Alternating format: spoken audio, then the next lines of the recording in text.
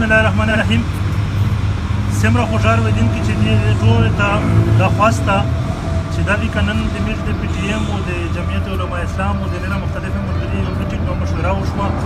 په دې حوالې سره چې کین په دا شوه چې د میر د وزیرستان په ګناه کسونه وشوي دي او په دا یې پوه شي چې د کومې د میر د سباوون انجیوز بول هغه کې خویندې ټارګټ شوي دي. د دې په حواله سره به په وزیرستان کې سبا په درې ځای باندې احتجاج وي.